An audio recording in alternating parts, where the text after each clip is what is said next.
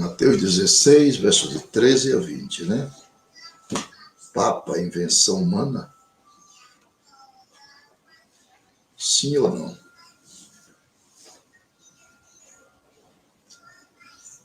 E indo eles anunciaram-no aos outros, mas nem ainda estes creram.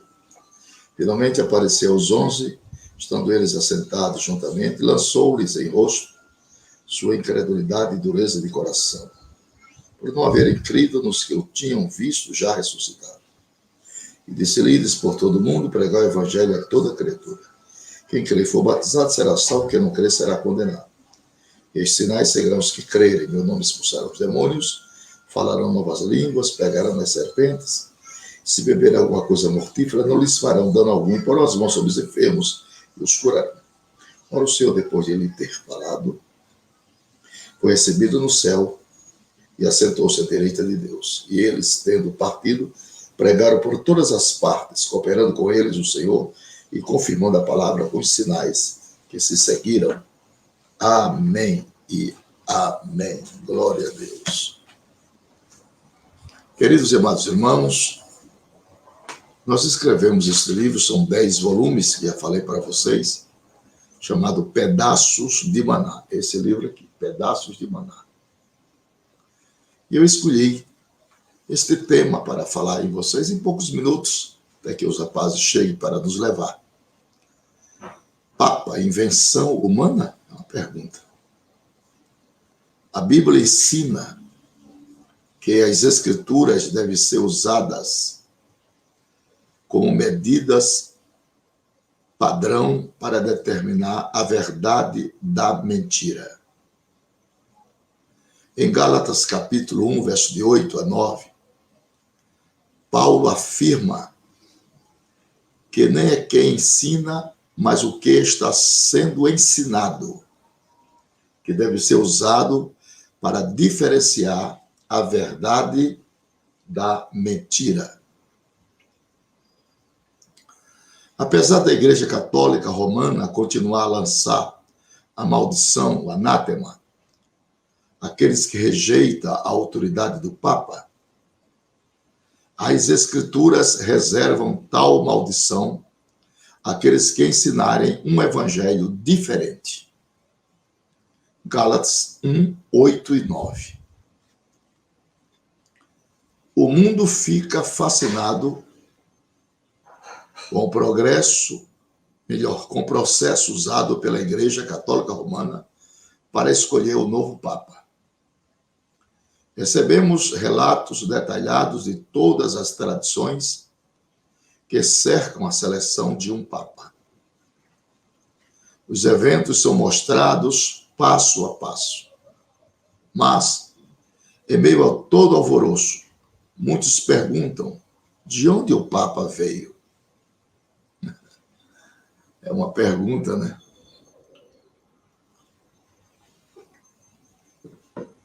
Os eventos são mostrados passo a passo.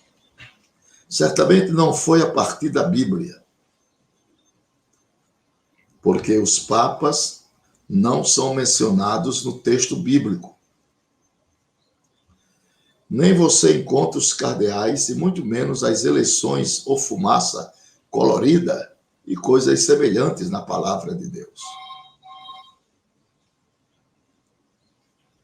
A Igreja Católica Romana baseia seu papado em um conjunto de crenças, que Pedro era a rocha sobre a qual a igreja foi fundada, que Pedro foi o apóstolo principal, que houve uma sucessão dos apóstolos.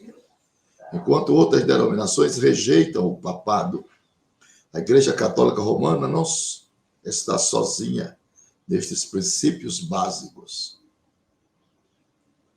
Várias denominações principais acreditam que seus líderes estão em uma sucessão de líderes que remontam aos apóstolos.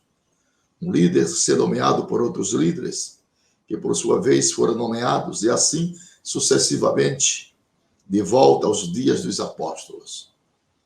A Igreja Episcopal e a Igreja Ortodoxa Grega são representantes notáveis desta crença. Pedro era a rocha, Mateus 16 e 18, Muito se fala de fato que o nome de Pedro significa pedra em grego, Petros. O que está encoberto é que Jesus disse sobre esta pedra, em grego, Petra, edificarei a minha igreja. Há uma mudança em termos.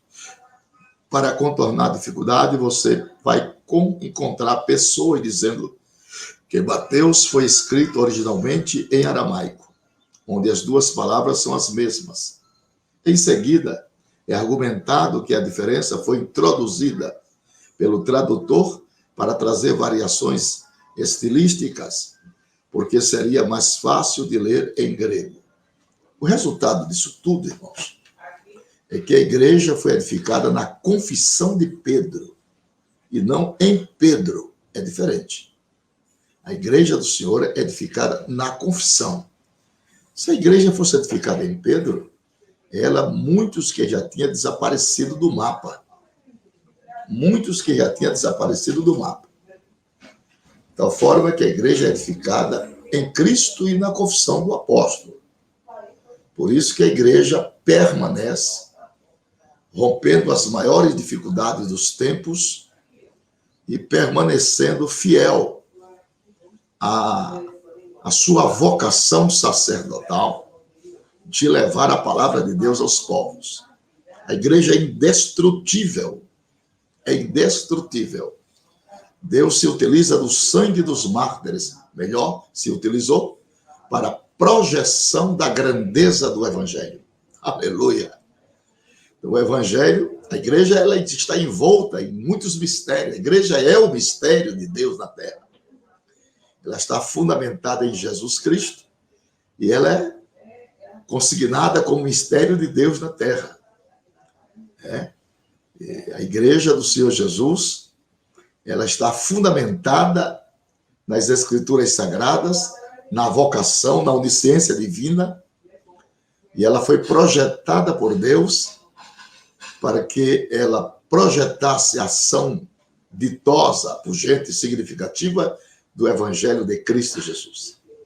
E a igreja tem cumprido seu papel nesses últimos dias, tem feito discípulos, tem projetado a densidade comportamental da graça de Deus aos povos.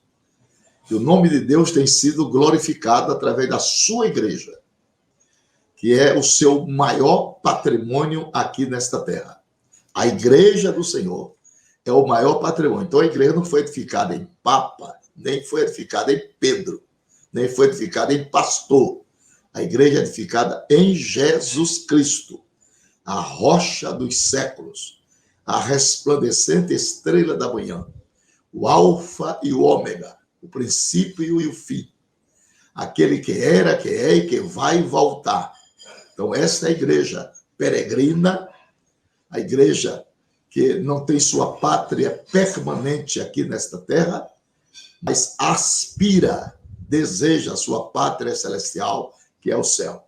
E por vocação, ela é uma nação eleita por Deus. E a igreja, como organismo do Senhor Jesus, ela também está submetida a leis espirituais. E uma das leis físicas que determina a vivência do organismo é a lei da oxigenação.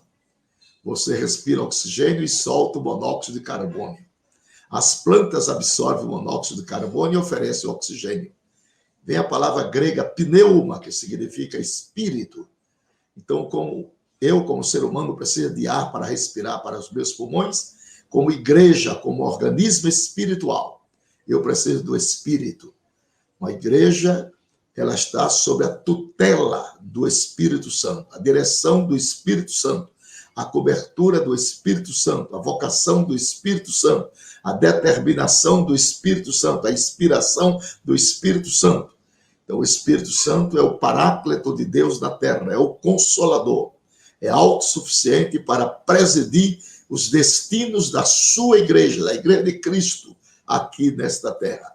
Então, a igreja não está sob ditames papais, a igreja não está sob ditame de cardeais, de denominação nenhuma. A igreja é o organismo vivo de Cristo Jesus aqui nesta terra. Glória a Deus. Do qual Cristo é o seu cabeça principal.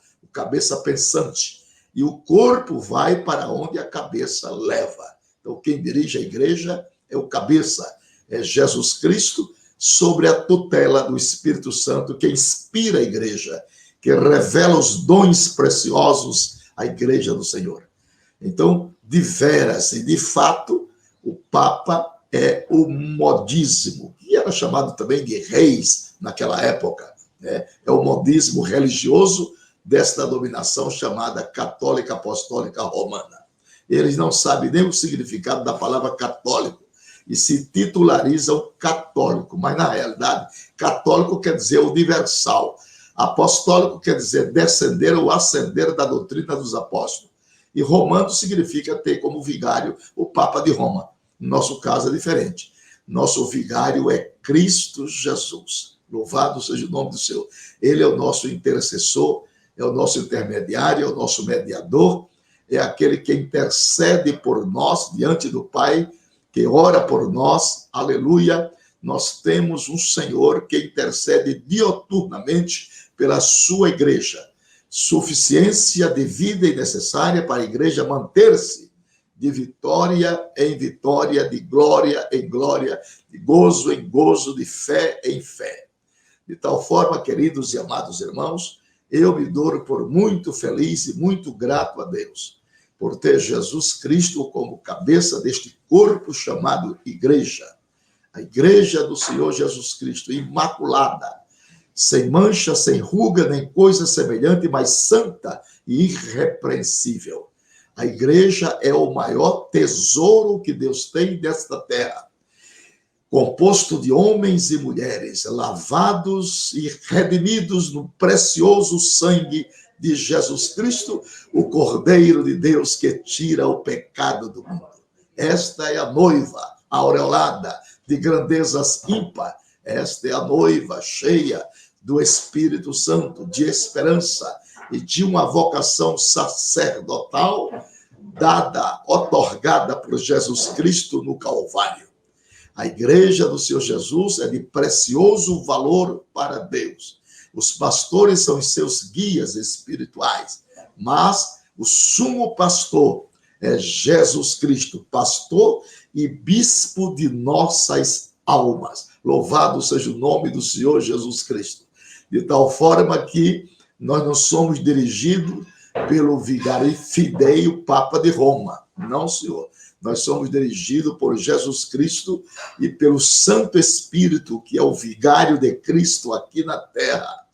Vigarei fidei, aquele que está em lugar de Deus para representar a Deus, é o Espírito Santo da verdade, que ensina-nos a palavra, que revela-nos a palavra, que esclarece-nos a palavra, que mostra-nos a palavra, que intercede por nós com gemidos inexprimíveis. Graças a Deus por essa categoria gramatical do Espírito Santo como consolador. Substantivo próprio, personativo, masculino, singular. Ele me glorificará, pronome pessoal. É aquele Espírito de verdade que o mundo não conhece. Aí está, pronome pessoal em caso oblíquo. Esse Espírito de verdade que o mundo não conhece, demonstrativo masculino. Então, o Espírito Santo não é uma força ativa de Deus. O Espírito Santo é uma pessoa que intercede por nós, que roga por nós, juntamente com Jesus Cristo, ele faz essa ponte, e às vezes nós não sabemos nem orar como convém, mas ele intercede por nós com gemidos inexprimíveis. Então, meus irmãos e meus amigos, o Papa de Roma é, na realidade sumária, uma inovação religiosa, que se diz substituto de Jesus Cristo aqui na terra. Mas na palavra de Deus, em João 14, 15, 16, o verdadeiro substituto de Jesus aqui na terra é a terceira pessoa da Trindade, o Espírito Santo. E Jesus diz: eu rogarei ao Pai e ele vos dará outro consolador, o Espírito Santo da verdade, para que fique convosco para sempre. Então, é um dos esboços que está inserido neste nosso livro, Pedaços de Maná. Deus a todos abençoe, muito obrigado.